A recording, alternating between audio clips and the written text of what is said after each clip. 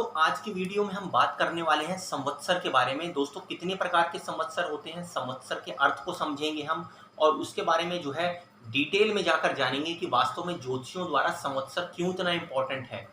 और दोस्तों जो ज्योतिष हैं वो ये बताते हैं कि जो कार्तिक शुक्ल की जो नवमी है उस दिन सतयुग का प्रारंभ हुआ था। वैशाख शुक्ल की जो तृतीया है उस दिन जो है वो त्रेता युग का आरंभ हुआ था और जो माघ कृष्ण अमावस्या है उस दिन द्वापर का आरंभ माना गया था। उसके साथ ही जो है भाद्र कृष्ण त्रयोदशी के दिन जो है वो कलयुग का आरंभ माना गया था। दोस्तों यहाँ पर जो है जो संवत्सर है उसको युग की संज्ञा दी गई है। मतलब जो युग शब्द है वो संवत्सर के ही पर्यायवाची है, उसका ही एक रूप है। तो दोस्तों संवत्सर के विषय में एक जो बहुत ही इंपॉर्टेंट बात यह है कि जो उत्तर भारत है वहाँ पर चैत्र शुक्ल प्रतिपदा से जो है विक्रम संवत्सर का आरंभ माना गया है, जो अप्रैल के महीने में आता है। दोस्तों अप्रैल से लेकर अप्रैल तक का हमारा जो साल है वो माना जाता है जो विक्रम संवत्सर है, क्योंकि महाराज विक्रमादित्य के टाइम पर जो है ये जो गणना और कैलकुलेशन की गई थी उसके आधार पर ही जो है हमारा विक्रम संवत्सर चालू होता है। और उसके साथ साथ जो आधुनिक प्रचलित जो शब्द संवत है वो संवत्सर शब्द का ही एक रूप है। दोस्तों आधुनिक प्रचलित जो शब्द के बारे में मैंने आपको बताया, उसके साथ जो समवस्ती ऋतुआ अर्थात अच्छी जो ऋतु है उस काल के गणना के प्रमाण को संवत्सर कहते हैं।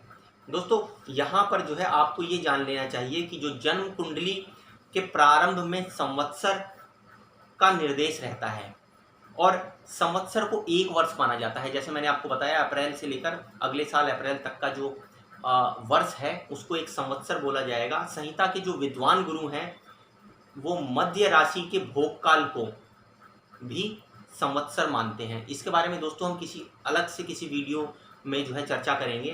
दोस्तों ये काल भी जो है एक वर्ष का माना जाता है और संवत्सर जो है वो 60 तरह के रहते हैं। दोस्तों इसका ज्ञान जो है वो 60 अलग अलग प्रकार के संवत्सर के बारे में जो है आपको चर्चा करने को मिलेगी और हर संवत्सर का जो असर होता है, जो उसका प्रभाव होता है वो अलग होता है। दोस्तों 60 तरह का जो है ये इसलिए बताया गया है क्योंकि दोस्तों मिनट जब काल की आप गणना करते हैं तो आप देख सकते हैं कि एक घंटे के अंदर 60 मिनट होते हैं।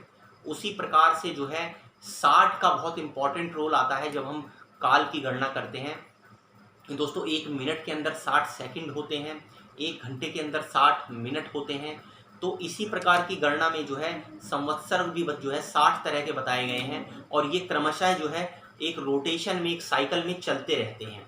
दोस्तों कौन कौन से संवत्सर हैं उनके बारे में मैं आपको बताता हूँ। सबसे पहला जो संवत्सर बताया गया है वो प्रभव को बताया गया है। उसके बाद जो है विभव, शुक्ल, प्रमोद, प्रजापति, अंगीरा, श्रीमुख, भाव, युग, धाता, ईश्वर, बहुध्याय, प्रसाथी, विक्रम, वृष, चित्रभानु, सुभानु, तारण, पार्थिव, व्यय, सर्वजीत, सर्वधारी, नंदन, विजय, जय, ममांत, दुर्मुख, हेमलांबी, विलंबी, विकारी, शावरी, प्लव, शुभकृत, शोभकृत, प्लव, शुभकृत, क्रोधी, विश्ववासु, पराभव, प्लवांग, क्लिक, सौम्य, साधारण, विरोधकृत, सौम्य, प्रमादी, आनंद, राक्षस, अनल, पिंगल, काल, सिद्धार्थी, रौद्र, द्रुमति, दुदुम्बी, रुद्रोधिकारी,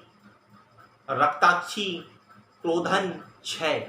दोस्तों ये 60 अलग अलग प्रकार के संवतों का वर्णन दिया गया है। दोस्तों ज्योतिषियों के मत के अनुसार जो ये हमारा विक्रम संवत 2079 चल रहा है ये नल संवत है। लेकिन दोस्तों एक दूसरी गणना के अनुसार जो दिवाली से दूसरी दिवाली तक का जो संवत्सर जो चलता है उसमें जो संवत्सर बताया जाता है वो आनंद संवत्सर चल रहा है।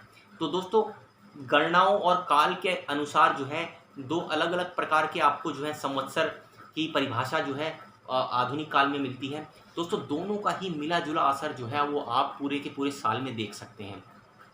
दोस्तों जब इनका असर जो है अपने ही जिस प्रकार से आनंद के बारे में मैंने आपको बताया कि जो इस दीपावली से अगली दीपावली तक का जो संवत्सर माना जाएगा वो आनंद काल में, क्योंकि दिवाली की गणना के अनुसार अगर आप देखेंगे तो उसका प्रभाव कुछ ऐसा ही रहेगा कि वो आनंद देने वाला और जिस प्रकार के आनंद के गुण हैं वो समाज में जो है व्यापित होंगे।